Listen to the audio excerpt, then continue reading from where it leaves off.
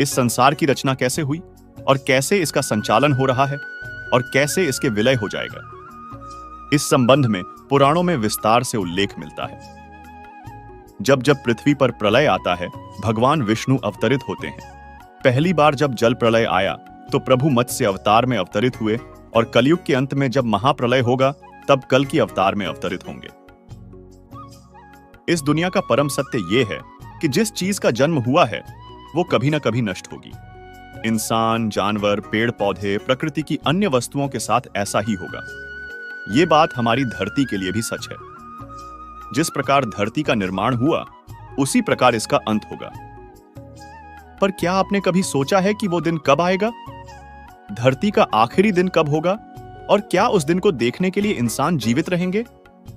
उसके बाद हमारा क्या होगा? साथ ही फिर कलयुग का उद्धार करने के लिए भगवान कल्कि रूप में कब अवतरित होंगे, यह सब आज के इस वीडियो में जानेंगे। तो दोस्तों, वीडियो शुरू होने से पहले कमेंट में जय श्री राधे कृष्णा जरूर लिखें। तो चलिए जानते हैं। बता दें कि शास्त्रों में 4 युगों का वर्णन किया गया है। इनमें सतयुग को पहला युग बताया जाता है, जिसमें देवी देवता पृथ्वीलोक पर मनुष्य की भांति रहते थे। इसके बाद त्रेता युग आया, जिसमें भगवान श्री राम के रूप में भगवान विष्णु ने धरती अवतार लिया था। इसके बाद द्वापर युग में भगवान विष्णु के अवतार श्री कृष्ण ने धरती पर कई लीलाएं रची थीं। अभी वर्तमान में अंतिम युग अर्थात कलयुग चल रहा है। बता दें कि वेदों में कलयुग के विषय में कई भविष्यवाणियां की गई हैं, जिन्हें जानकर आप भी दंग रह जाएंगे। कलयुग को अन्य तीनों युगों के तुलना में बहुत ही छोटा माना जाता है।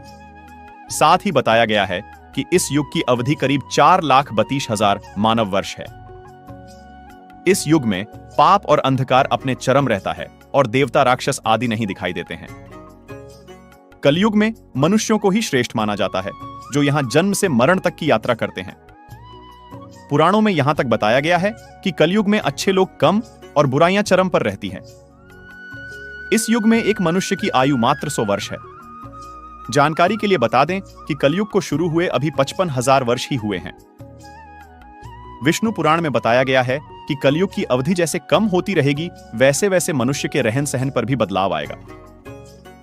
एक समय ऐसा आएगा जब मनुष्य की लंबाई मात्र 4 इंच रह जाएगी। विष्णु पुराण में यह भी बताया गया है, कलयुग जैसे जैसे आगे जाएगा रहेगा, धर्म का अनुसरण करने वाले लोग और धर्म की निशानियां विलुप्त हो जाएंगी।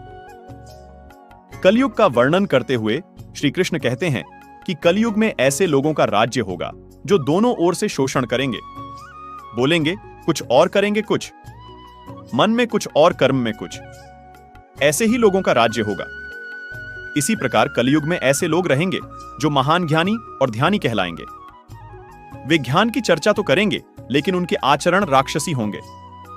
महान पंडित और विद्वान कहलाएंगे, किंतु वे यही देखते रहेंगे कि कौन सा मनुष्य मरे और हमारे नाम से संपत्ति या पद कर जाए। कलयुग का मनुष्य शिशुपाल हो जाएगा। कलयुग में बालकों के लिए ममता के कारण इतना करेगा कि उन्हें अपने विकास का अवसर ही नहीं मिलेगा। मोह माया में ही घर बर्बाद हो जाएगा। किसी का बेटा घर त्याग कर साधु बनेगा तो हजारों व्यक्ति दर्शन करेंगे, किंतु यदि अपना बेटा साधु बनता होगा तो रोएंगे कि मेरे बेटे का क्या होगा। इतनी सारी ममता होगी कि उसे मोह माया और परिवार में ही बांध कर रखेंगे और उसका जीवन वहीं खत्म हो जाएगा। अंत में बेचारा अनाथ होकर मरेगा। कलयुग में धनाढ्य लोग बच्चों के विवाह में, मकान के उत्सव में, छोटे मोटे उत्सवों में तो लाखों रुपए खर्च कर देंगे, परंतु पास में ही यदि कोई भूखा प्यासा होगा तो यह नहीं देखेंगे कि उसका पेट भरा है या नहीं। उनका अपना ही सगा भूख से मर जाएगा और वे देखते रहेंगे। दूसरी और मौज, मदिरा, मांस भक्षण, सुंदरता और व्यसन में पैसे खर्च कर देंगे, किंतु किसी के 2 आंसू पोंछने में उनकी रुचि न होगी। कलयुग में मानव का मन नीचे गिरेगा, उसका जीवन पतित होगा। यह पतित जीवन धन की शिलाओं से नहीं रुकेगा, न ही सत्ता के वृक्षों से रुकेगा,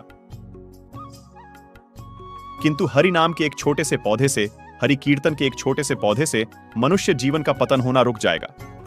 भगवान के सिर्फ एक नाम मात्र से मनुष्य का कल्याण हो जाएगा और उसके समस्त पापों से उसे छुटकारा मिल जाएगा।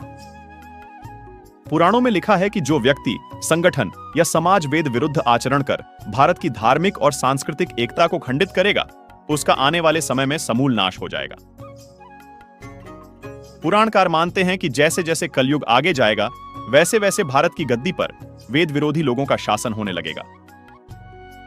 ये ऐसे लोग होंगे जो जनता से झूठ बोलेंगे और अपने कुतर्कों द्वारा एक दूसरे की आलोचना करेंगे और जिनका कोई धर्म नहीं होगा। ये सभी विधर्मी होंगे। ये सभी मिलकर भारत का नाश करेंगे और अंततः भारत को एक अराजक भूमि बनाकर ही दम देंगे।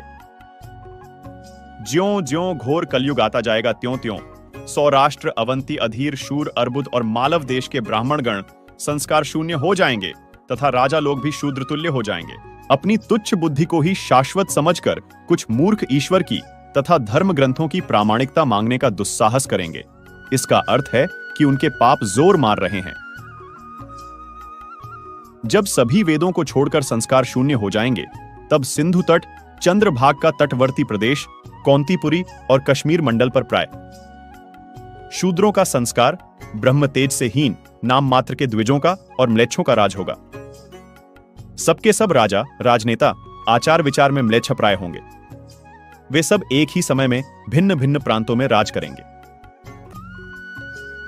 ये सबके सब परले सिरे के झूठे, अधार्मिक और स्वल्प दान करने वाले होंगे। छोटी बातों को लेकर ही ये क्रोध के मारे आग बबूला हो जाएंगे। ये दुष्ट लोग स्त्री, बच्चों, गौओं और ब्राह्मणों को मारने में भी नहीं हिचकेंगे। दूसरे की स्त्री और धन हथिया लेने में ये सदा उत्सुक रहेंगे। न तो इन्हें फैलते देर लगेगी और न घटते। इनकी शक्ति और आयु कम होगी। राजा के वेश में ये म्लेच्छ ही होंगे।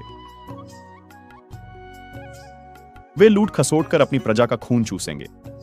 जब ऐसा शासन होगा तो देश की प्रजा में भी वैसा ही स्वभाव, आचरण, भाषण की वृद्धि हो जाएगी।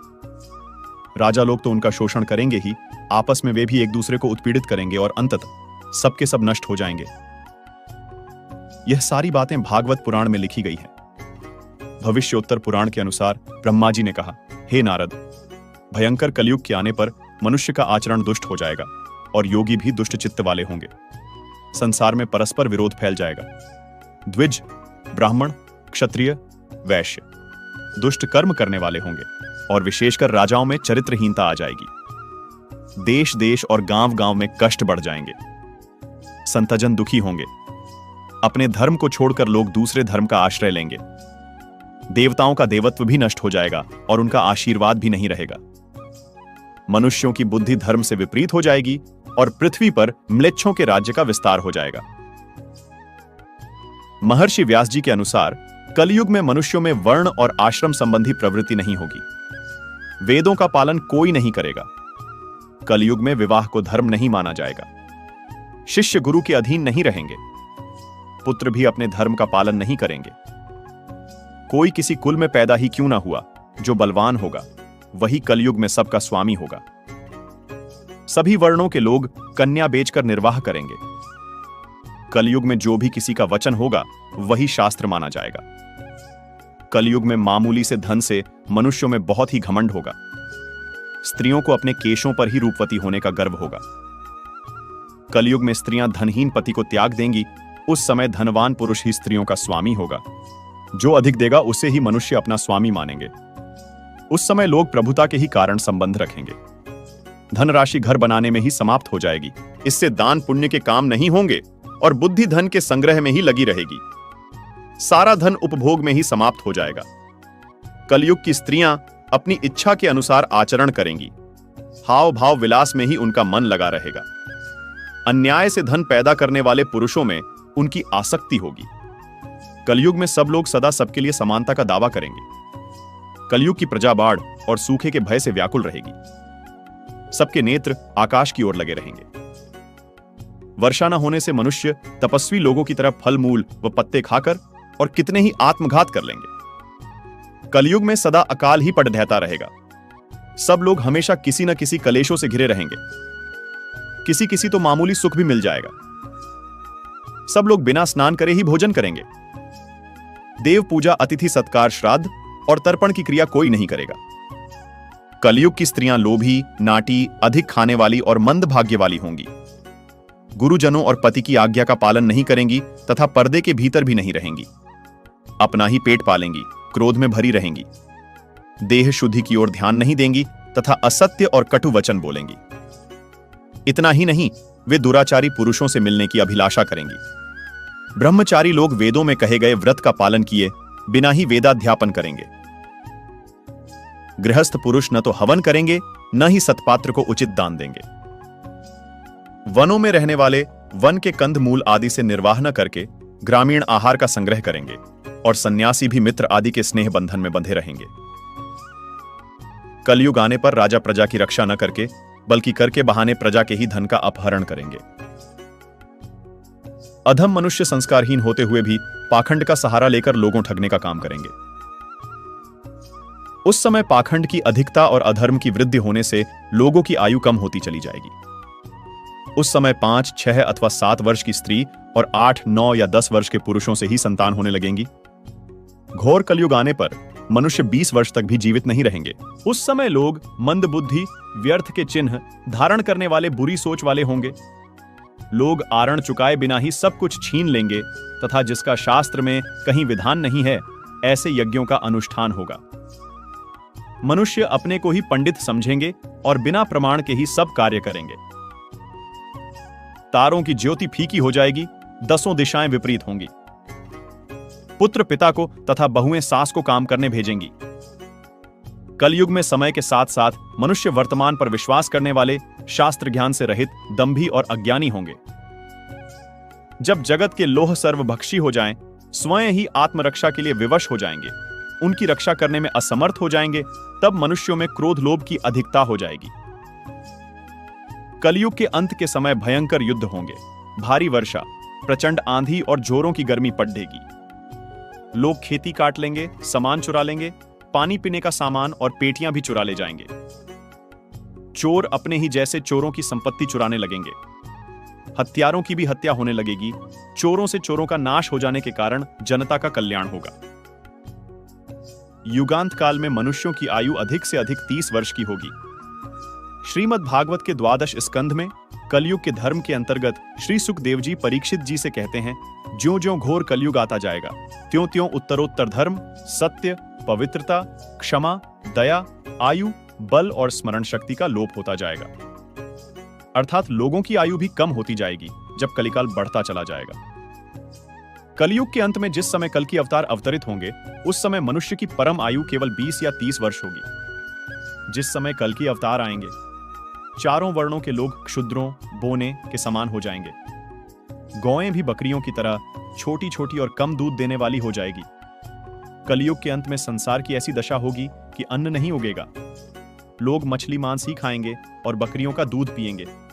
गाय तो दिखना भी बंद हो जाएगी, होगी तो वह बकरी समान होगी। एक समय ऐसा आएगा जब जमीन से अन्न उपजना बंद हो जाएगा, पौधों पर फल नहीं लगेंगे। धीरे धीरे ये सारी चीजें विलुप्त हो जाएंगी। गाय दूध देना बंद कर देगी। स्त्रियां कठोर स्वभाव वाली व गलत बोलने वाली होंगी। वे पति की आज्ञा नहीं मानेंगी। जिसके पास धन होगा उसी के पास स्त्रियां रहेंगी। मनुष्यों का स्वभाव गधों जैसा दुस्सह, केवल गृहस्थी का भार ढोने वाला रह जाएगा। लोग विषयी हो जाएंगे। धर्म कर्म का लोप हो जाएगा। मनुष्य जपरहित, नास्तिक व चोर हो जाएंगे। सभी एक दूसरे को लूटने में रहेंगे। कलयुग में समाज हिंसक हो जाएगा। जो लोग बलवान होंगे उनका ही राज चलेगा। मानवता नष्ट हो जाएगी। रिश्ते खत्म हो जाएंगे। आपको हमारी ये वीडियो कैसी लगी हमें कमेंट बॉक्स में जरूर लिखें और ऐसी ही ज्ञानवर्धक जानकारी पाने के लिए हमारे चैनल को लाइक, शेयर और सब्सक्राइब करें। धन्यवाद।